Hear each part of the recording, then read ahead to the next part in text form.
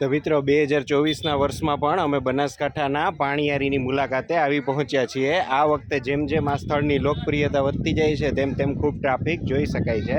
પહેલાં છે ત્યાં ઉપર સુધી અમે ગાડી લઈ જતા, આજે જો અહીં પાર્કિંગ કરવી પડી છે।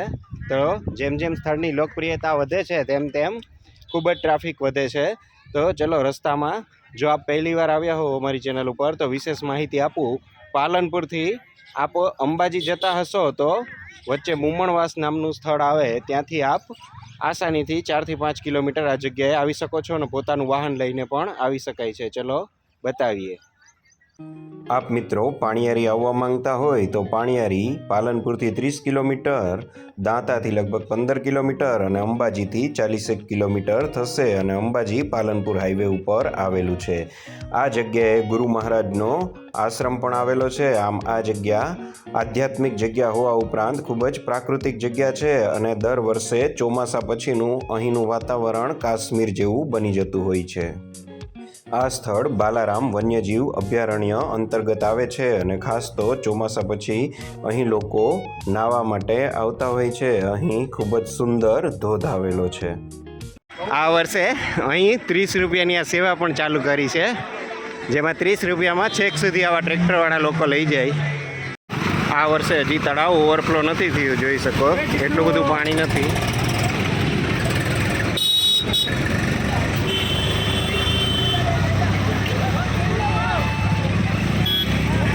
આ વખતે હજી ઉપરવાસમાં વરસાદ ના હોવાના કારણે આ તળાવ પૂરું છલકાયું નથી, તો અહીં સુધી આવી શકાય, પણ આપ નજારો જોઈ શકો કેવો જોરદાર। પાર્કિંગથી લગભગ 1 થી 1.5 કિલોમીટર જેટલો ટ્રેક કરી અને આપ ગુરુ મહારાજના આશ્રમ સુધી જઈ શકો અને તેની બાજુમાં જ ખૂબ જ સુંદર નાહવા માટે પાણીનો ધોધ આવેલો છે। મિત્રો મારી પાછળ જોઈ શકો તળાવ પૂરું ના ભરાયું હોવાના કારણે અહીં સુધી આવી અને શૂટિંગ કરી શકાય, તો લોકો જો અહીં બેસીને પણ મજા માણી રહ્યા છે।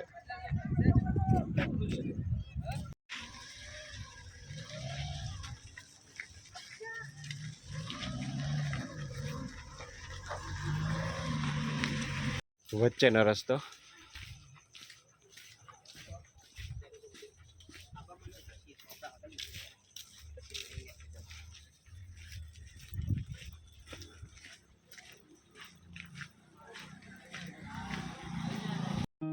અહીં મિત્રો બોર્ડ લગાવેલું જ છે કે આ જગ્યા બાલારામ અંબાજી વન્ય પ્રાણી અભયારણ્ય અંતર્ગત આવે છે, તો અહીં કચરો કરવા ઉપર દંડ થઈ શકે, પરંતુ રસ્તામાં આપ જોઈ શકો કે લોકોએ જ્યાં ત્યાં પ્લાસ્ટિકનો કચરો વેરેલો જ છે।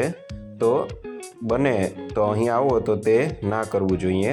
આ ઉપરાંત દિવસ દરમિયાન લોકોના અવાજના કારણે વન્ય પ્રાણીઓ આ બાજુ આવશે પણ નહીં। 1 કિલોમીટરના ચઢાણ પછી આવી પહોંચ્યા છીએ। ટ્રેક્ટરો ત્યાં સુધી ઉતારે છે। પાછળ આવી ગયો છે પાણીયારી આશ્રમ।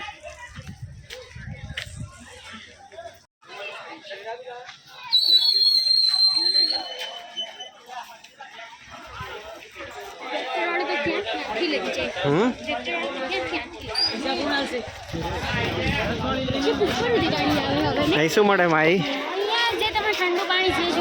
નાસ્તો જોઈ શકો, સાંજે 4-5 વાગ્યા પણ ભીડ કેટલી છે। સામે ગુરુ મહારાજનો આશ્રમ છે। અહીં મોટા પ્રમાણમાં ગીરની ગાયો આપને જોવા મળશે। સામે ધોધ છે અને લોકો અનલિમિટેડ વસ્તી।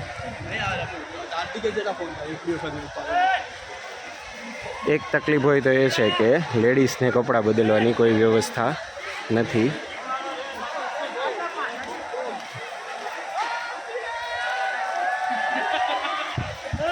હાય માહી. અહીં મિત્રો આ પોઠિયો પણ જોઈ શકો, ગીર ગાયનો પોઠિયો જબરજસ્ત છે. તો મિત્રો જોઈ શકો આ જ છે પાણીયારીનો મુખ્ય ધોધ અને ઉપરના હતા લોકો.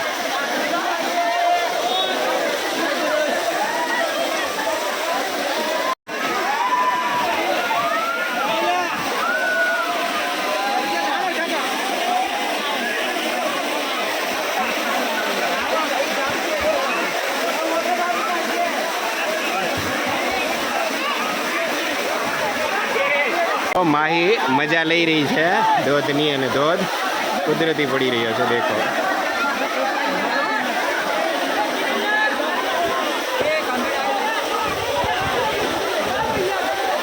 મિત્રો બિલકુલ ધોધ પાસે આવી ગયા, આપ જોઈ શકો. દેખો પાછળ આ ધોધ છે, એકદમ લોકો મોજ કરે.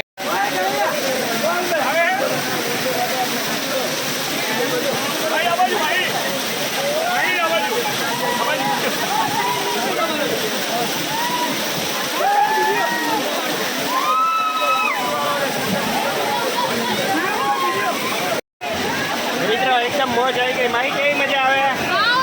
એની મમ્મી પહેલી વાર આવી દેખો નાવા, બાકી આવતી નથી. બિલકુલ ધોધ સુધી લાયા અને જોઈ શકો આઈ સુધી ધોધ, એકદમ મોજ. પાછળ જવું એકદમ મજા આવી જાય તેવી જગ્યાએ.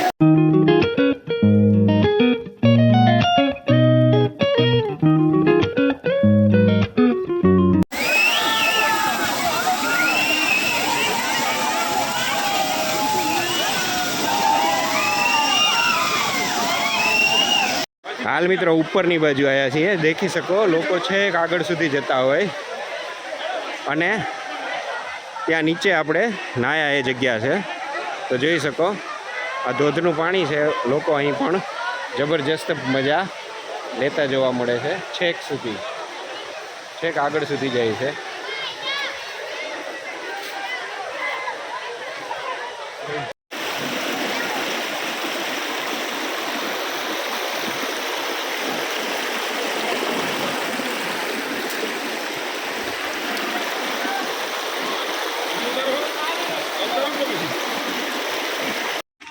ગયા વર્ષે આ સર્વિસ નથી, આ વર્ષે આ સર્વિસ છે. અહીં જોઈ શકો આ ટ્રેક્ટર અહીં સુધી મૂકી જાય છેક આશ્રમ સુધી અને 30 રૂપિયા પર પર્સન લે. તો આ વખતે છે જે ચાલી ના શકે એમના માટે બસ આશ્રમ આટલો દૂર રહી જતો હોય છે.